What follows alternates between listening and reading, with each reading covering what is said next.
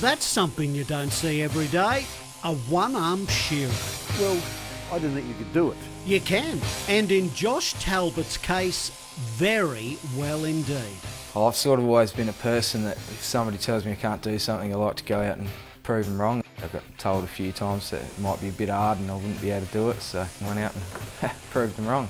Back on Australia Day Eve in 2008, Josh was your normal garden variety two-armed shearer. And I took the corner a bit wide and my back tyres hit the gravel and sort of sent me into a sideways slide. And I was pretty much sliding the whole way up to, say, about here where this culvert is. The car then rolled several times and slammed into the tree.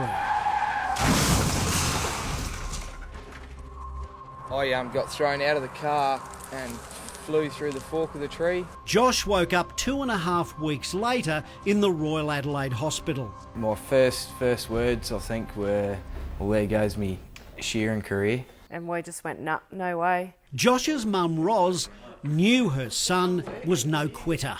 He was only home from hospital 2 days and he made me take him out to a shearing shed.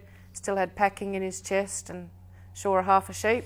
And with a little help from his friends like Mick Webb, who learnt the art of one-arm shearing while Josh was laid up in hospital. The small bits that I showed him, he picked up a fair bit on that and he just made up his own style and away he went. I was right-handed to start with, so I had to learn to do it all backwards. Josh has his own method and it works. Yeah, it's pretty much all with your legs. Here it is, 8 years later, and he's back at a job he truly loves. Down at Kapunda this year with the Meanie boys, I was shearing around 110 to 120 a day. But there's a twist to this story.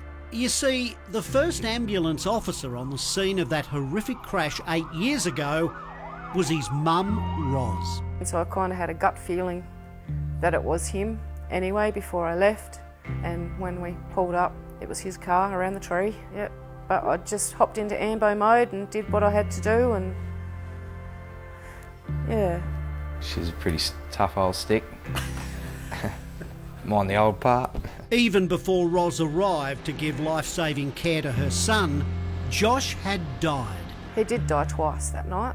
But all of that is well and truly behind him. He's amazing, he's my hero. He's very fit, he doesn't eat much, doesn't eat smoko or lunch, so he's a very fit man. Cocky Twink Sparks had a bit of a chuckle recently when a couple of two-armed shearers tried to copy Josh. There was two here last week that tried to do that, but they didn't do it. They couldn't, they had to shear the sheep again. Now he even shows off. He's got a little trick, he does a somersault and then tosses the fleece. That's quite amazing. They're a bit weather-beaten now, but an Australian flag and Josh's baseball cap mark the spot where things could have gone so differently. I don't know, just celebrate them still alive and Australia Day.